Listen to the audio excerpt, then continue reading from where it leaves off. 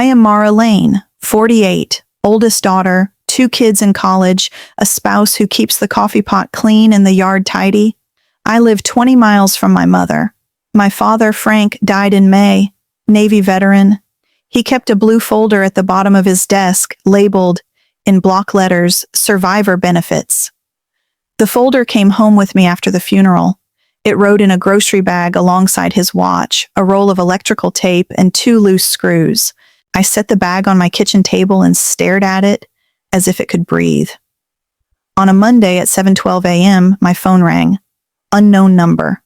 I let it go to voicemail. Then it rang again. Same number, I answered. Mrs. Lane? The voice was careful, a bank representative. Calling about a withdrawal this morning from your father's VA deposit account. In person, large amount. We need to confirm. I stood at the sink. The coffee tasted thin. I didn't withdraw anything, I said. There's a signature, she said. We just want to make sure you meant to do this. I'm at home, I said. I'm in my kitchen. It's Monday. She paused. Your signal has been received, she said, which I think meant she understood the shape of the problem. We will hold the footage and the teller notes. Please visit the branch.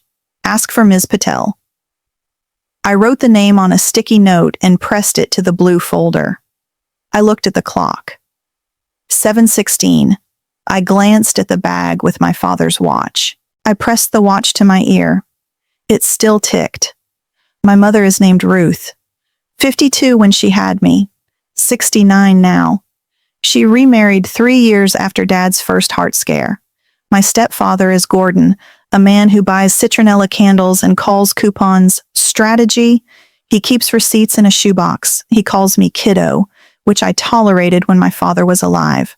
I called my mother. She did not answer. I texted, call me when you wake. Urgent, but okay.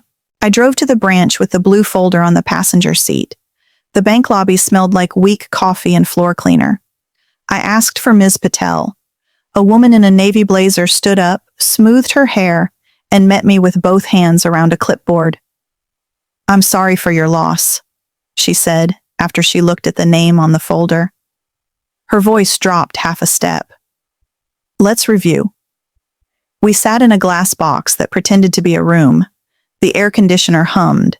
She slid a printout across the table. A withdrawal at 10:42 a.m. from the account marked for VA Survivor Benefits. Amount, almost all of it. Teller Station 3, a signature on line 2. My name spelled right. That is not my signature, I said. My mouth went dry. I was at work at 10:42. We have camera footage, she said. We are preserving it. We need a request on letterhead from counsel to release copies. But I can confirm the time and the teller. There's a note. Customer accompanied by middle-aged male in ball cap? She looked up and let that hang in the air like a wet coat. Thank you, I said. Your signal has been received. I did not mean to echo her. It happened anyway. Do you have a notary record? I asked. Any paperwork that authorized someone to act for me? There is a power of attorney on file, she said, dated yesterday, short-term, emergency language, notarized. I felt a small click behind my ribs. I didn't sign a POA, I said. She folded her hands. Then the notary log will matter. I wrote down the words notary log as if they could defend me. She gave me a printout with the transaction time and the teller station number. She marked it for internal reference. She told me names she was allowed to tell me. She was careful. She was kind. At home, I opened the blue folder. I pulled out my father's notes. He had a list, black pen, block letters, VA claim number, bank routing, backup contact. He had written, if I am not here, talk to Mara. He had drawn a box around my name. The ink had bled a little in one corner.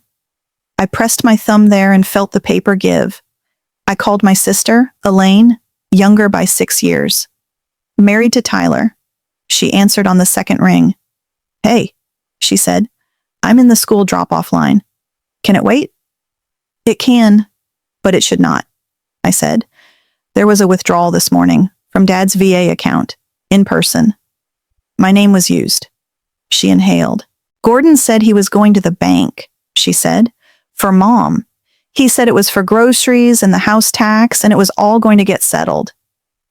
It won't be settled until it's settled, right? I said. Did you sign anything yesterday? I was at practice with Emma, she said. Tyler took the boys to baseball. Mom said something about a notary at church. I didn't go. I thought it was the utilities. Her voice thinned. Mara, tell me this is a misunderstanding. I want it to be, I said. I'll make it one if I can. I texted my spouse, Jamie. Going to Mom's later. Bank thing. Whole dinner. I drove to my office. I asked my supervisor for a letter to confirm my presence at work that morning, with timestamps on my login. He printed it with a blue ink signature and the time in the header. 8:07 a.m. to 3:51 p.m. I added it to the folder. At noon, I went to the notary whose name appeared on the bank's file. The office sat between a nail salon and a store that sells school uniforms. The bell on the door made a tired sound. Behind the desk, a woman with a calm face looked up from a ledger. My name is Mara Lane, I said. I believe my name appears in your notary journal from yesterday. I need to review the entry. I am not asking for a copy. I am asking to look. She studied me. Do you have ID? I handed her my license. She compared faces the way good notaries do. She nodded. You can look, she said. You can copy details by hand, no photos. Her pen traced a line across the page. Here. The journal line had my name, written in a neat hand, not mine. There was a driver's license number, not mine. There was a time, 2:23 p.m. There was a description, limited power of attorney for bank withdrawal.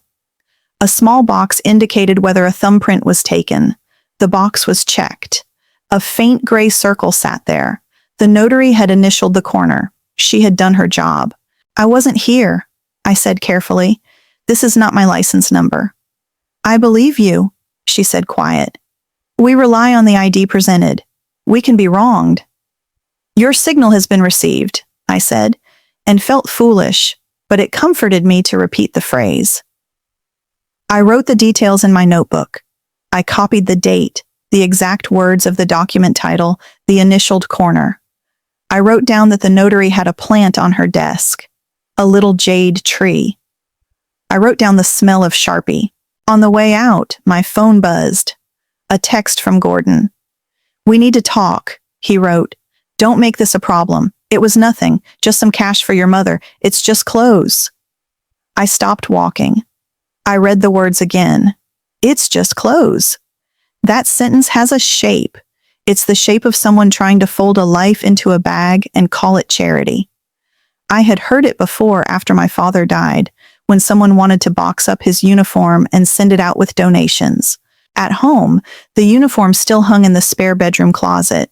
The jacket smelled like cedar. The name tape said, Lane.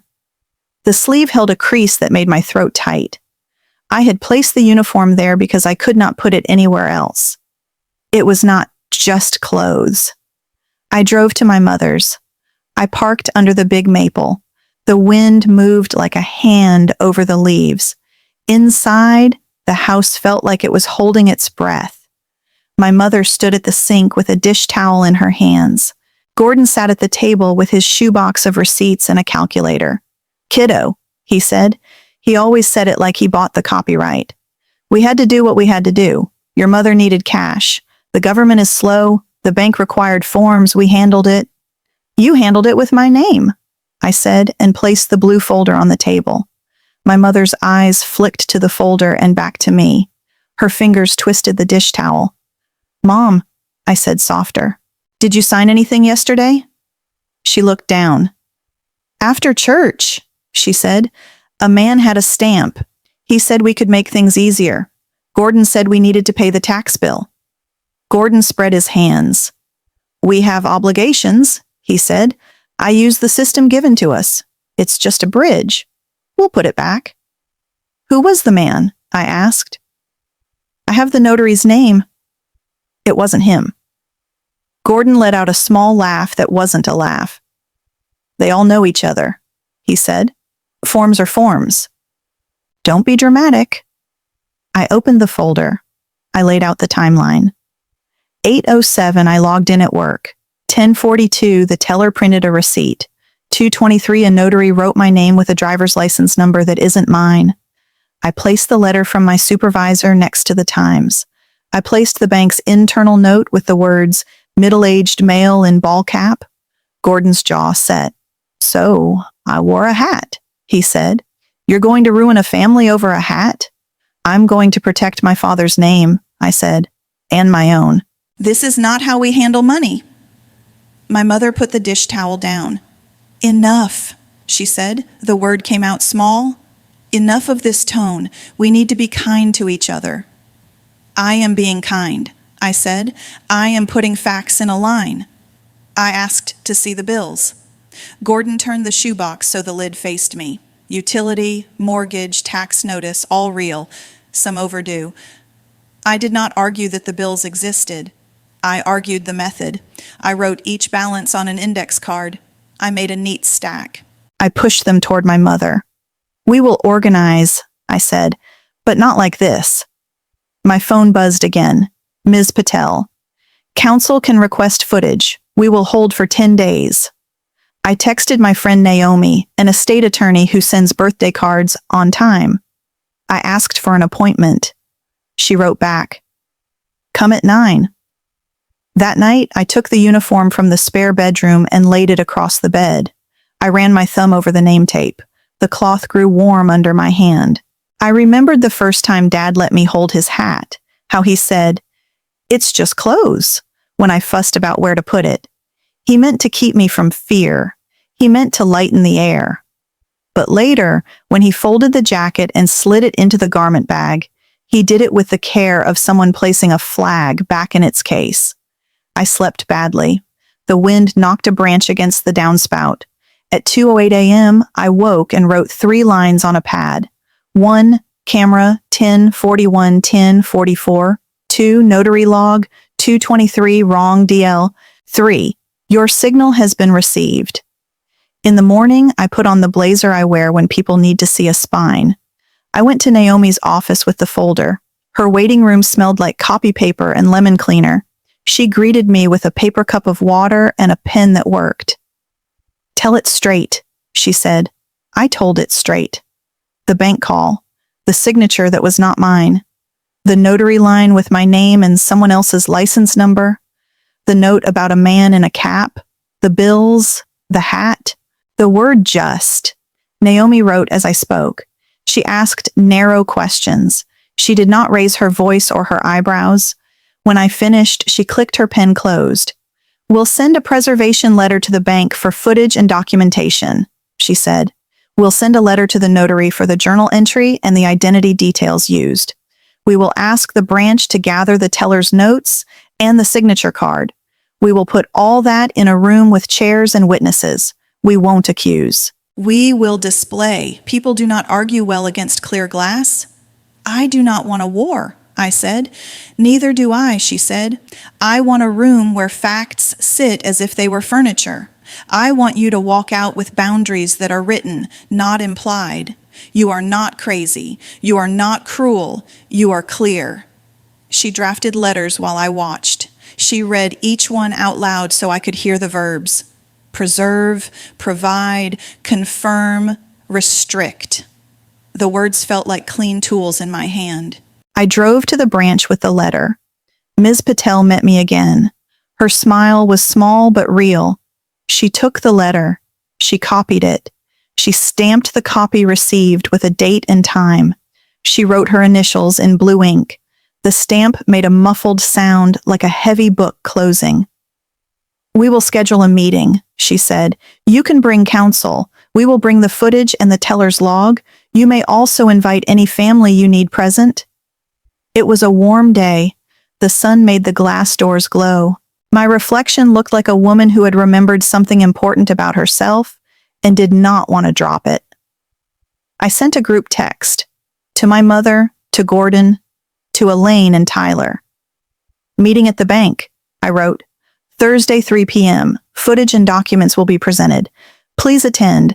We'll resolve access and repayment. No shouting. We sit. We listen. We sign. Elaine responded with a single word. Okay. Tyler sent a thumbs up. Gordon replied, "This is unnecessary." He added a long message about how he had always provided, how he had never been thanked, how this was an ambush. I did not answer. I do not answer speeches made to the wrong audience. At home, I took the uniform off the bed and hung it back in the closet. I left the door open. I made a new folder labeled, in block letters, meeting. I slid the letters inside. I added the timeline. I added the photo of my driver's license number that would not match the notary line. I added Naomi's card. The day felt long. I did small chores. I kept my hands busy so my head would not loop. When my son called to ask about a book he needed for class, I picked up on the first ring and let the ordinary sound of his voice anchor me. That evening, I went to my mother's again. She sat at the table with her hands folded. The shoebox had been put away. Gordon was not in the room. The kitchen smelled like dish soap and boiled potatoes. The window over the sink showed the maple leaning in. "I'm sorry," she said. "I said yes to something I did not understand." "You were told it would be easier," I said. "Sometimes easier is a trap." She nodded. "After your father died, people came with papers," she said. "They always smiled. They told me not to worry." "We will build a rule that says worry first," I said. "Then sign, if it passes." She smiled a little. It made her look more like the mother who used to drive me to the library in summers and wait in the car with the engine off and the windows down. "Gordon is angry," she said. "He thinks you made him small." "I didn't make him anything," I said. "He chose his size. I chose a line." She looked at the blue folder and the new meeting folder. She reached out and touched the edges with her fingertips. "Your father would be proud," she said. "He would pretend he did not care about the papers. He would care. He used to say, 'It's just clothes,'" I said, and we both looked toward the hallway where the closet door was open. "But when he hung the jacket, he smoothed the sleeve." She laughed, quiet. "He was like that." We sat without speaking for a while. The kitchen clock ticked. Somewhere outside, a dog barked and another dog answered. The air was warm and smelled faintly of starch. The next day, Naomi sent me a message. "Bank confirmed, footage ready, teller notes ready. Signature card ready. Notary will attend with journal. We're on." I wrote those words on a new sticky note. "Your signal has been received." I stuck it to the inside of the folder and closed it as if I were closing a book with a firm hand. Thursday came with a sky that could not decide between sun and overcast. I dressed in the blazer again. I wore shoes that did not slip. I ate half a banana because I knew I would forget later. I put the blue folder and the meeting folder into a tote bag. I placed the tote by the front door and stood for a full minute to breathe. At 2:40, I pulled into the bank parking lot. Naomi was already there, sitting in her car, writing a note on a legal pad. She looked up and gave me a nod that said we were not to be late, even if the room was ours. We walked in together. Ms. Patel greeted us and led us to a larger glass room with a table that could have seated 8. The air felt cool on my hands. A screen waited on a cart. A stack of paper sat in neat piles, topped with paper clips that looked like they believed in order. "2 more will join," Ms. Patel said. "Our branch manager, our compliance officer, they will observe." At 2:55, my mother arrived with Gordon. He wore a ball cap. He took it off as if he remembered where he was and placed it on the chair beside him. Elaine and Tyler came at 2:58, breathless. Elaine sat next to me. Tyler sat behind her and put a hand on her shoulder. We waited. No one touched the papers. The screen remained black. The clock on the wall moved from 2:59 to 3 Ms. Patel closed the door. "Thank you for coming," she said. "We are here to review a transaction that took place Monday at 10:42 a.m. and to review a document that was used to authorize that transaction. We will go step by step.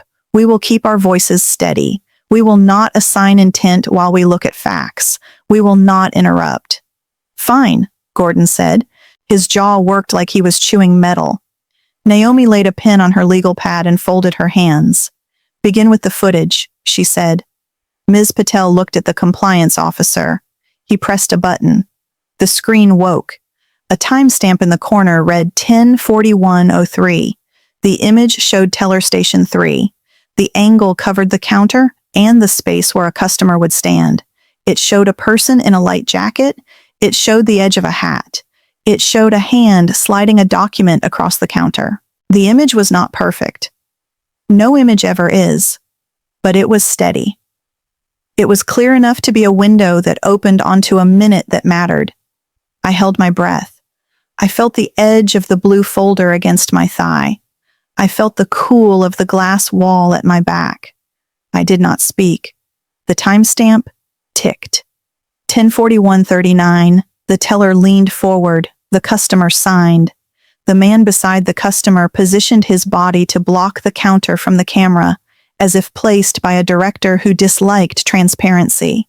The teller slid a stack of bills into a drawer and pressed a key. She printed a receipt. The printer spit it out like a tongue. The compliance officer paused the video. The room's air hissed, or perhaps that was my chest letting go and then holding again. Naomi turned one sheet in the pile. Now the teller's log, she said. Ms. Patel placed a page on the table. The ink was clean. The notes were clipped. Station 3, 10:42. Description. Customer female, mid-40s, brown hair, presented ID and POA, accompanied by male ball cap.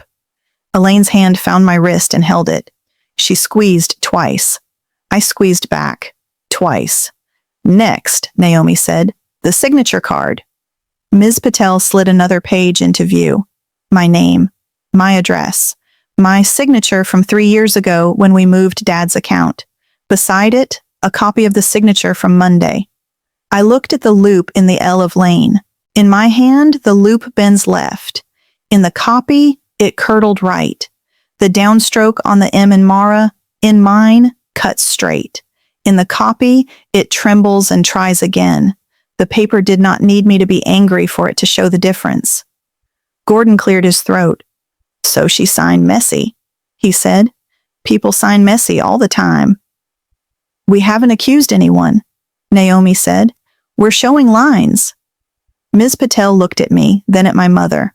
We also have a record of a power of attorney presented yesterday afternoon, she said. The notary is here with the journal. The door opened. The same notary from the small office entered, carrying her ledger like it was a baby. She nodded to the room. She sat. She opened the book to the entry. The faint thumbprint lived there like the ghost of an oval. The license number was clear. It was not mine. Do you recognize the person who signed?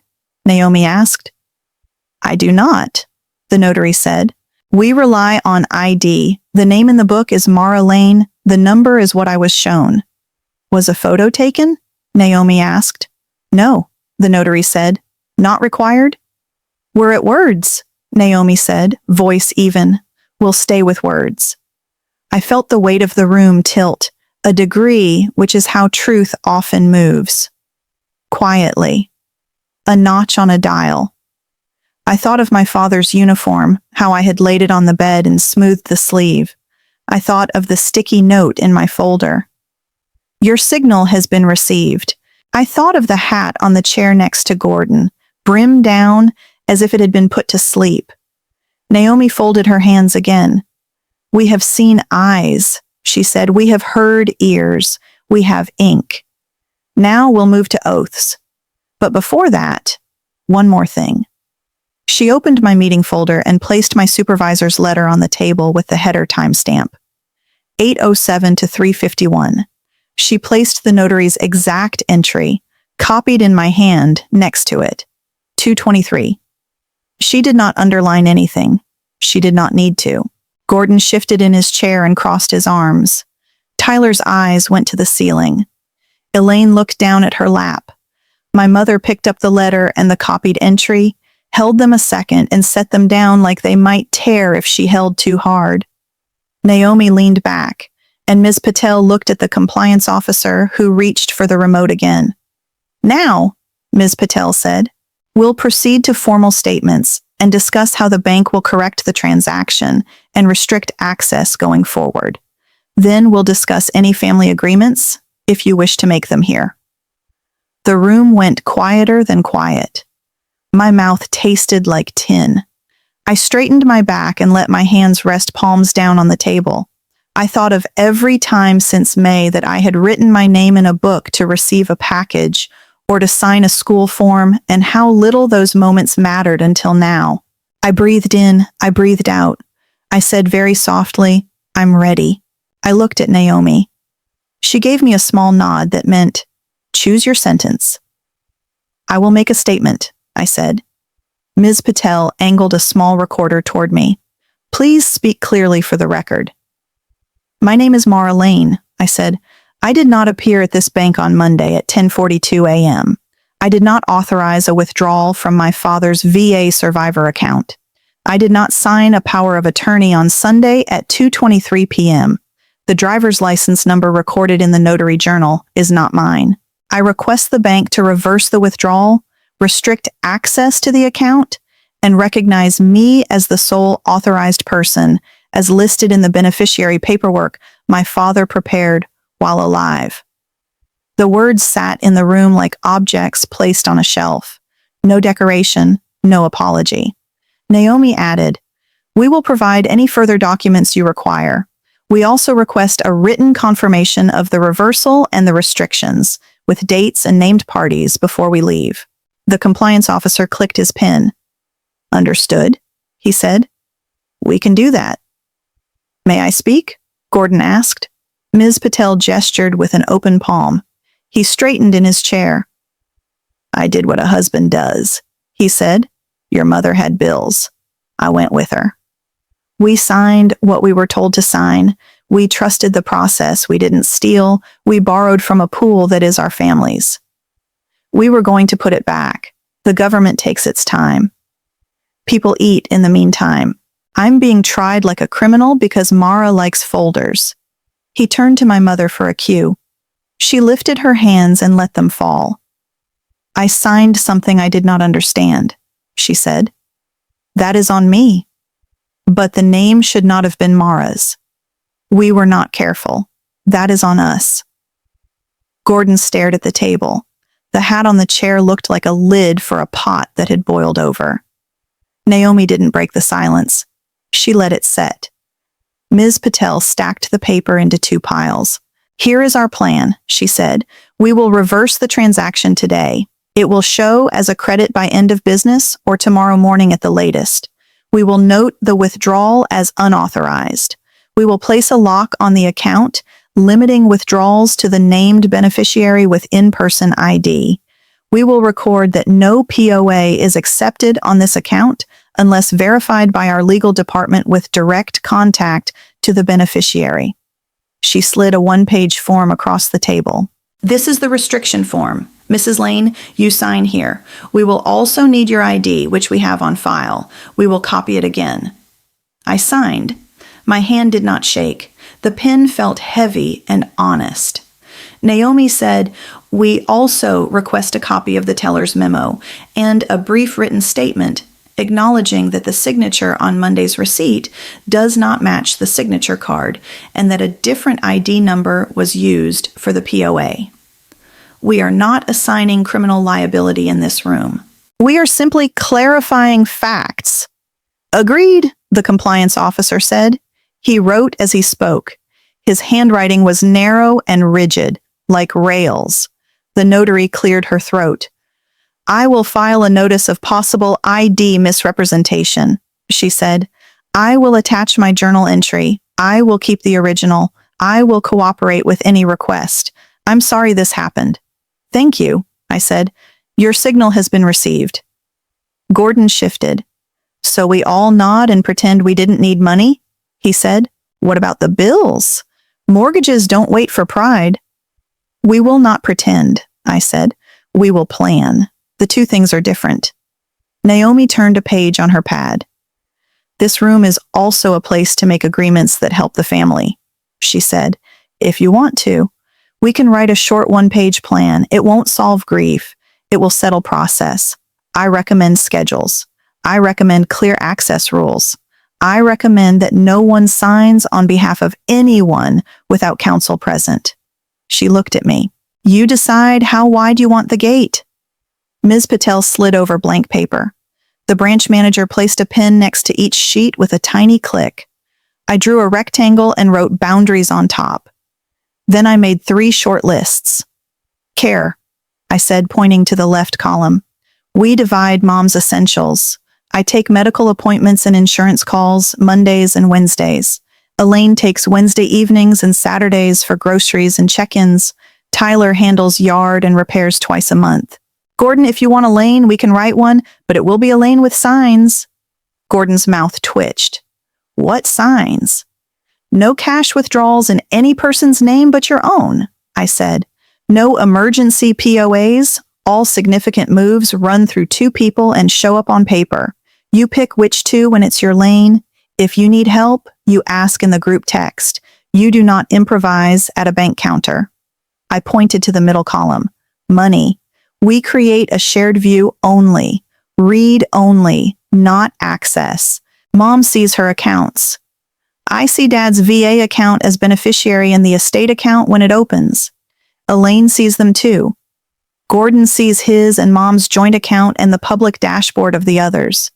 If any of us needs to move money, we ask in writing. We wait for a thumbs up from 2. No thumbs up, no move. I pointed to the right column. Respect. This one is not a bank policy. It's ours. We do not use phrases that reduce a life. We do not say it's just clothes about uniforms or wedding rings or the items the dead left with intention. We do not call clear boundaries drama. We call them rails. Rails keep trains from flipping over. No one spoke. The room made a small sound, the air coming through a vent, the brush of my sleeve on the chair.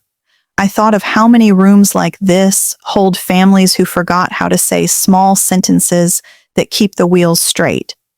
Elaine reached for the paper. I can do groceries, she said. I can text receipts on Sundays so everyone knows what the week cost. I don't want to argue about grapes in a line at the bank. Tyler nodded. I'll take the yard, he said, and the water heater situation. It's making a noise that isn't a good noise. My mother's eyes glistened but did not spill. I will give Mara the passwords, she said. I will not sign anything handed to me in a parking lot. Gordon stared at the table. His jaw flexed. You're making me a child, he said. I'm making you a participant, I said. You can choose not to show up. That is your right. But if you want a chair at this table, it comes with rules. We didn't ask you to be dad. We can't. We asked you to be a husband who doesn't use my name to make your life easier. He swallowed. Fine, he said. The word sounded like gravel. Write what you want. Naomi smiled with only her eyes. We'll draft a short memorandum of understanding, she said. No legalese. Signatures optional. But I recommend you sign, for memory. People forget what they agreed to when the next pressure arrives. The compliance officer stood and returned with 2 documents. One acknowledged the reversal and the restrictions. The other summarized what we had seen. Timestamp, teller notes, signature mismatch, journal entry with non-matching ID. He handed copies to Naomi. He placed one in front of me, one in front of my mother. He did not place one in front of Gordon. That was a choice or a rule. I did not ask. We read, we signed. Ms. Patel stamped the bank copy. The stamp made that muffled thud again. I liked the sound. It felt like weight applied with care. Before we close, I said, one more thing. I reached into my tote and took out a garment bag. I laid it across the empty chairs. I unzipped it so the uniform showed just the name tape. Lane. The room changed shape. Not dramatically, just a shift, like a boat straightening. This is not just clothes. I said, and this is why I'm precise. He wore this while we learned how to be a family. He taught us that respect is a physical thing. You can touch it. You can fold it. You can also ruin it if you rush. No one argued with that. Some sentences do not ask for debate. Ms. Patel stood. We appreciate how you handled this, she said. Quiet helps us all do the right things faster. Quiet is a tool, Naomi said, not a muzzle. We left the bank with 2 folders now, blue and meeting. The sun had decided to be sun. The hat stayed on the chair in the glass room. Gordon had forgotten it or left it. I did not carry it out. The bank would deal with abandoned property. That too was a boundary. In the parking lot, Elaine hugged me. I'm sorry, she said. I should have asked more questions when Mom said, notary. We all should have, I said. Now we will. Tyler loaded the garment bag into my trunk and stared for a second at the name tape.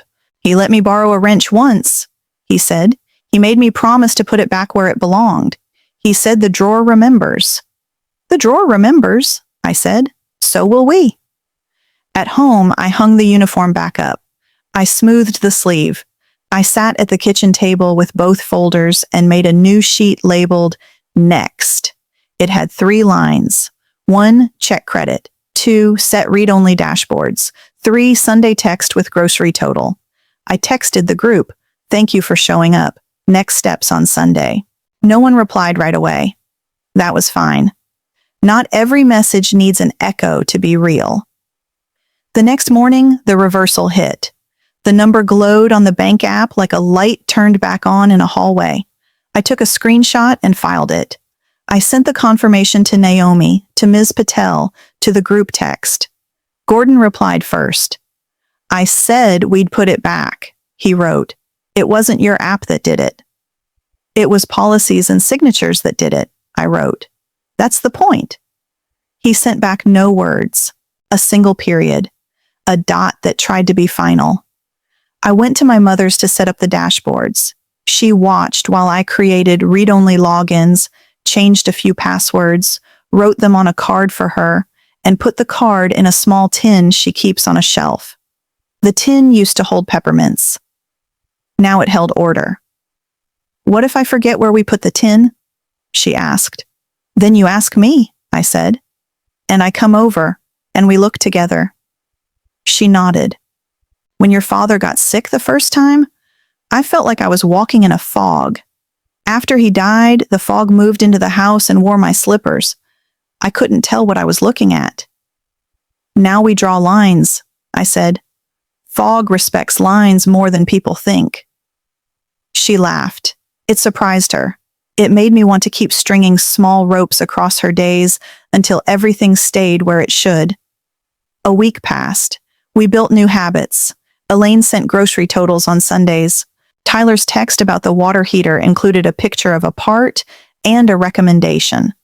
Gordon ignored the group for 5 days, then asked whether he could buy a lawnmower blade with joint funds. Elaine answered yes with the model number and a price range. He wrote the X. It was a small thing, but small things are the bricks that hold up the porch. On a Thursday, Naomi called. Everything is filed, she said. No further action from the bank unless you want it. The notary filed her notice. We have the documents in order. I suggest you store them in a fireproof box and forget the day-to-day except for your dashboard. Thank you, I said, for the quiet room. I didn't make the quiet, she said.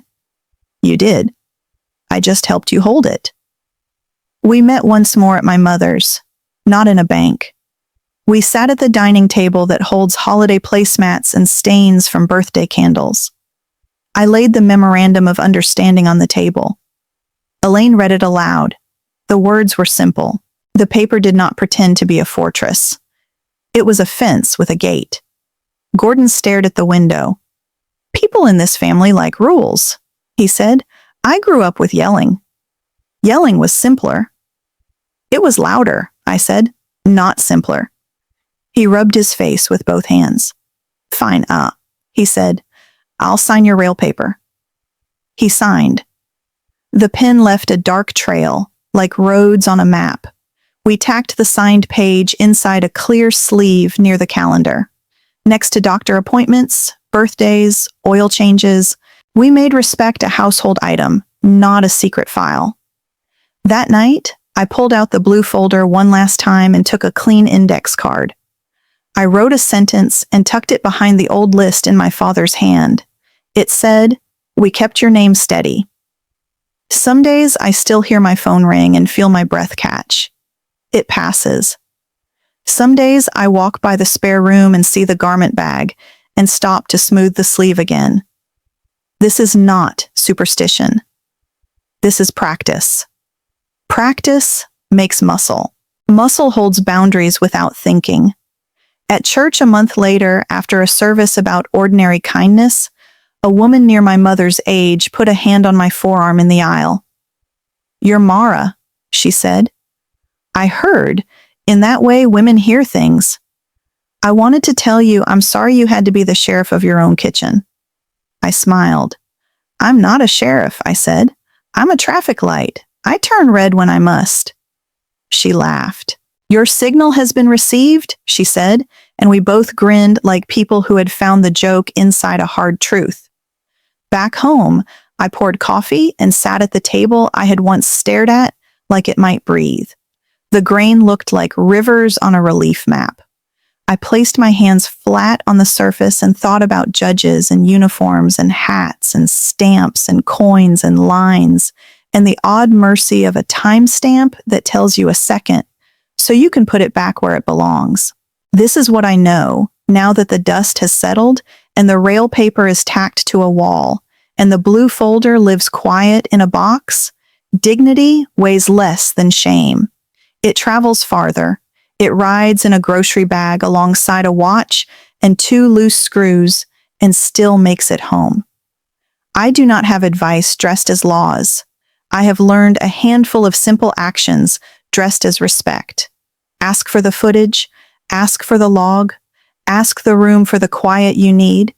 Keep your sentences short. Put your signature next to the one that pretended to be you and let the paper teach the difference. When I go to my mother's now, she sometimes touches the tin on the shelf and smiles. "I remember where it is," she says. "I remember where I put the line." I nod. I make tea. We sit at the table and tell a story about Dad, usually the one where he fixed a neighbor's mower with nothing but patience and a bent paper clip. The story ends with the neighbor laughing in the driveway while grass clippings stick to his socks. It's a small ending. It's the kind we have now. It is enough. On the way out, I stop at the closet. I move the garment bag an inch so it hangs straight. I whisper to the air, which does not need my words. "It isn't just clothes," and shut the door. If you are listening from a kitchen like mine, with a blue folder of your own, you know. You know how loud a quiet room can be when the door closes and papers sit still? You know how good the weight of a pen can feel when it meets a form that was built to hold back careless hands. You know how relief tastes, like coffee you didn't need to reheat. And if your day is not yet the day the reversal hits, or the bank stamps the copy, or the family signs the rail paper, I see you. We'll hold the quiet for you until the room is ready. The drawer remembers. So will we. Where are you listening from? Tell me your city and what rails look like where you live. If parts of this felt like your kitchen, say, "I see you" in the comments so others know they're not alone. If you want more quiet justice stories that protect survivors and keep families whole, subscribe. It truly helps the people these stories are for.